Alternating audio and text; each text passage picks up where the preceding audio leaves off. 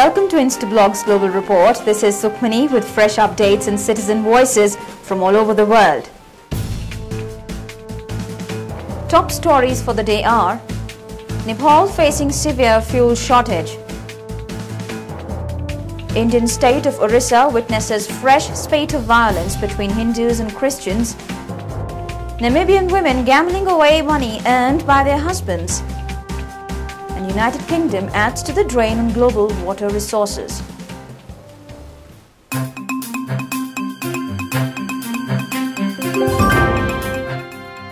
Nepal is facing severe fuel shortages these days. Rationing and long queues outside petrol pumps are fast becoming a norm for the Himalayan state. CJ Mukunda reports on Nepal's petrol crisis. This is Mukunda, citizen journalist reporting from Nepal for Instablogs.com.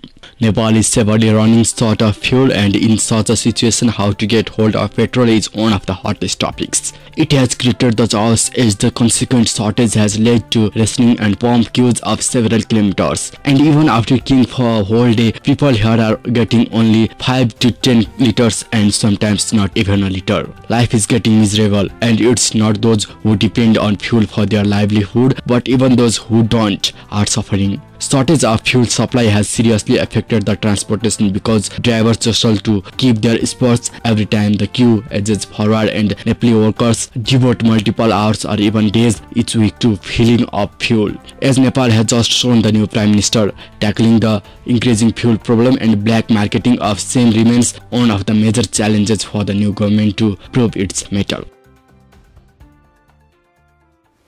Indian state of Orissa has witnessed violent scenes after clashes broke out between Hindus and Christians. Hindu groups have long accused the Christian missionaries of forcible conversions, an allegation denied by Christian groups. CJ Sandhya reports from India.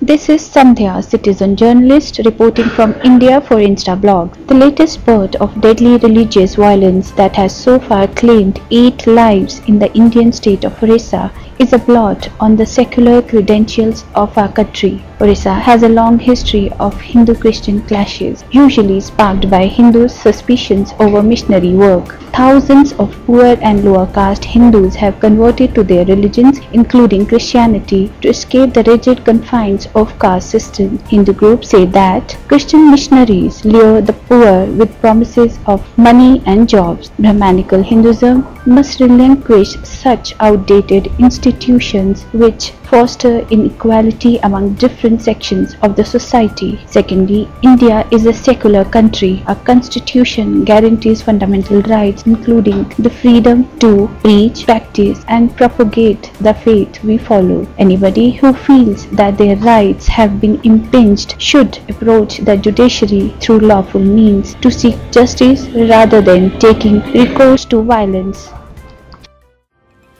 Legalization of gambling in Namibia has brought a new problem to the fore. Increasing number of women are frittering away their already meager incomes into gambling. CJ Andre Leroux has more from Namibia.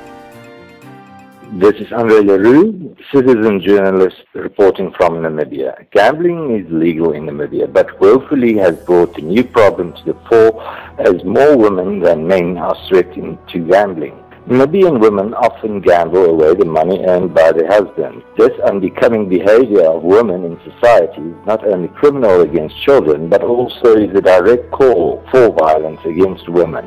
Though the Women's Action for Development offering training programs that are especially aimed at reducing poverty among women, but women on the other hand should not squander away the little they have while running after the riches which will continuously avail them. And in spite of Women's Action for Development programs, there remains a lot more for the government to do. Laws need to be amended, and quitting of gambling will surely reduce poverty and violence against women. Given the massive scale of United Kingdom's water consumption, many believe that Britain's water footprint will emerge as a profound issue for the coming generation. CJ Amanda Thomas reports from United Kingdom. This is Amanda Thomas, citizen journalist from the UK for Instablogs. British overconsumption of water and its impact around the world, apart from the obvious uses for washing and drinking, includes water needed, perhaps less obviously, to produce food and clothing. The average UK household consumption for washing and drinking is 30 times more than the water used in the production of imported food and textiles.